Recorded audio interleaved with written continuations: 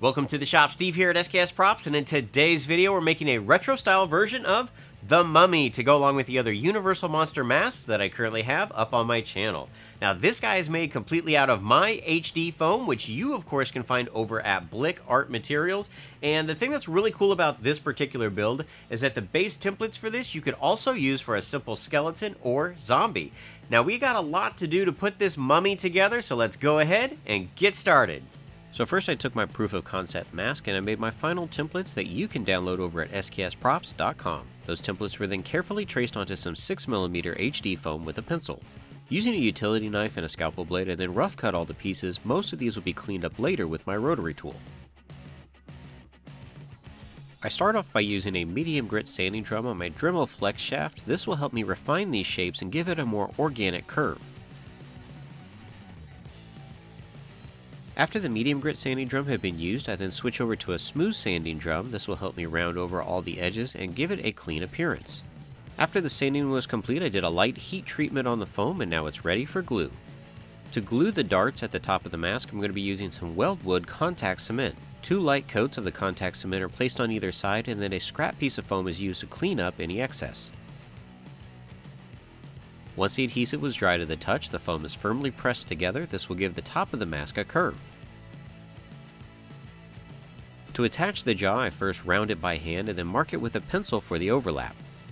Bob Smith superglue is used to attach the jaw piece, and the same process is done to the opposite side.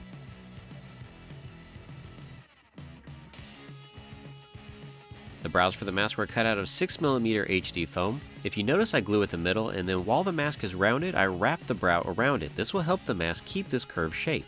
I then try to mirror the other brown on the opposite side as best I can, and then move on to the gums. The gum template is traced onto some 2mm HD foam and cut out with some shears. Now I'm not using a template for my teeth, I'm just cutting out shapes that look pretty good, and they vary in size from big to small. The teeth are then glued onto the gums using some super glue. Now don't worry about getting them perfect, you could actually leave 1 or 2 off if you wanted to. The gum line is marked on the back of the mask with a pencil, and then super glue is used to attach the gum to the lower jaw. Now because of the way that the jaw adheres to the back of the skull, the top gum is cut at an angle so that it fits properly. After I determine this piece is correct in size, more teeth are cut out and glued to the gum. This top gum is also marked on the back and glued into place.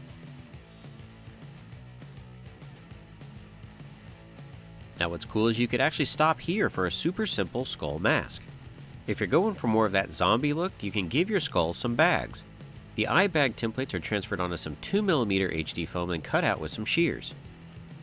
The eye bags are lightly marked on the skull and glued into place. This gives the skull a little bit of a fleshy look.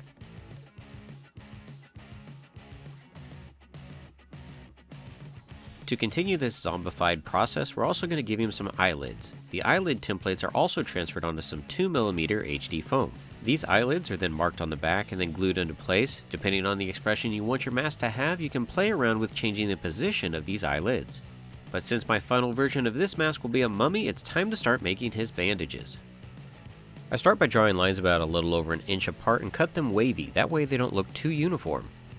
I then take those pieces and cut some small holes or notches out of them to give it a ratty look. When placing your bandages, you want to move from the back to the front, so in this case I'm starting with bandages at the top of the eyebrows. The bandages will then be stacked. This will give it a layered appearance and start covering up the seams at the top of the skull.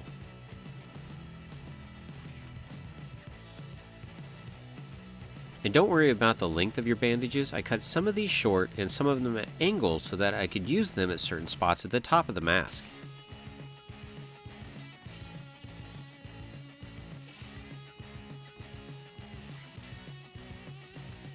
Once these shorter bandages were used to cover up the seams and give it a starter layer, I could then move on to some longer bandages that we'll use to cover more surface area.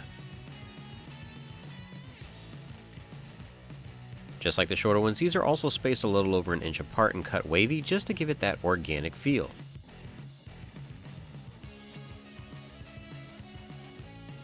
Now I've got pieces that can wrap around from one side all the way across and down the jawline.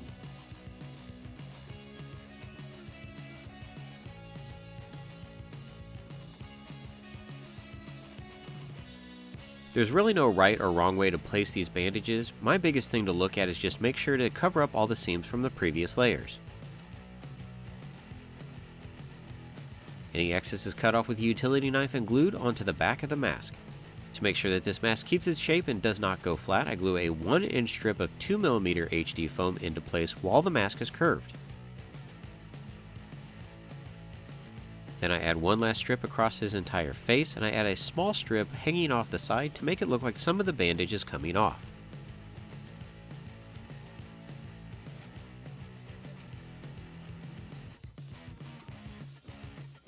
As you can see, I'm done with the fabrication side of my retro-style mummy mask, and the thing that I love about this build is the fact that you don't necessarily have to build the mummy. You could use the base templates to make a simple skeleton or a zombie. The choice is up to you. Now it's time to start thinking about painting this mask, and to do that, I'm going to be using the FX line from Plaid, so let's go ahead and jump into the painting process. I start off by doing a light heat treatment to the foam, and I'm going to be applying Plaid FX Clear Primer with a 1-inch flat brush. Even though my foam is very high density and not very porous, this will give it a nice clean surface for the paint to adhere to. This clear primer is applied all over the mask and then left to dry. FX brand Desert Sand is the color I'll be using for the bandages, and the primary color I'll be using for the monochromatic tone throughout this entire mask. Desert Sand is applied with the same 1-inch flat brush to minimize the brush strokes. For the flesh of the mummy, I'm going to be using a mixture of FX colors Grounded and Desert Sand. These colors are mixed together until I have a decent consistency and applied with a smaller filbert brush.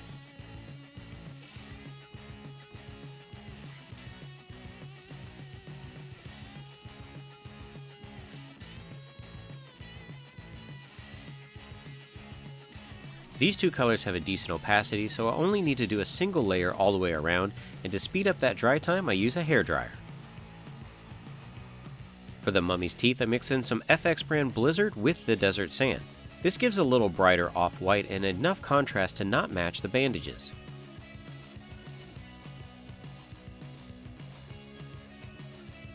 Because the Blizzard is a thinner paint, a second coating of this is applied. For the darker flesh tones, I'm going to go with the FX brand Charred Root.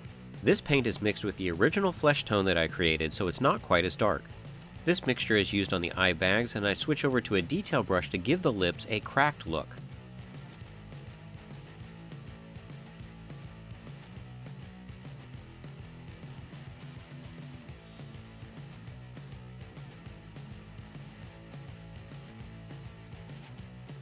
The same brush is also used to paint on some detail lines under the eyes and above the brows.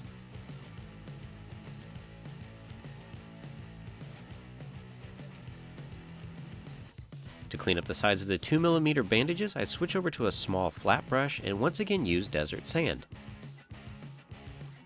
Just like my other monster masks, I'm going to be using some chiffon cloth to black out the eyes, nose, and mouth. These pieces are cut to fit, and then hot glue is used to secure them into place.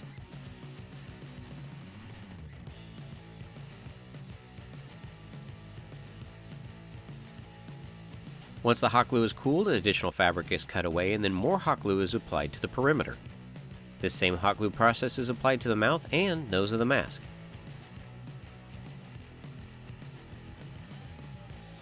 And remember, it doesn't matter what the mask looks like on the back as long as the front looks awesome.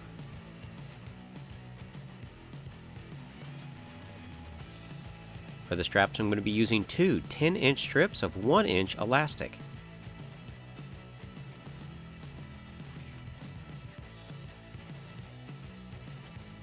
These strips are hot glued around one end of the tri-glides. This will make it so the mask is adjustable.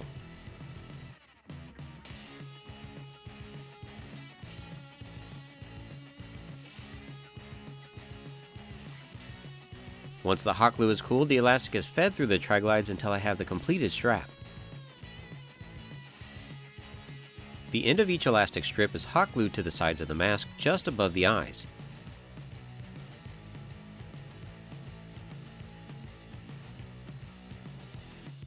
For a little bit of comfort, some 1-inch thick upholstery foam is cut to length and hot glued into place.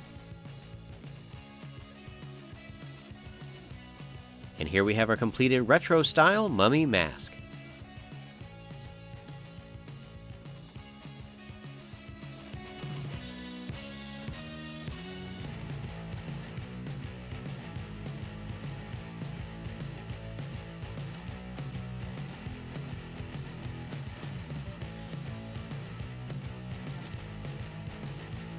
So you guys can see the basic steps that it takes to put together your own retro-style mummy mask. And hopefully, if you guys are building this one, you'll go back through the channel and build the other ones that I also have available. And if you are building any of my builds or using HD foam, be sure to tag me at SKS Props on Twitter and Instagram because I want to see your creation. And that reminds me, if you guys are enjoying this Halloween content, be sure to give it a thumbs up, share it with your friends and family, and until next time, build your best with the best.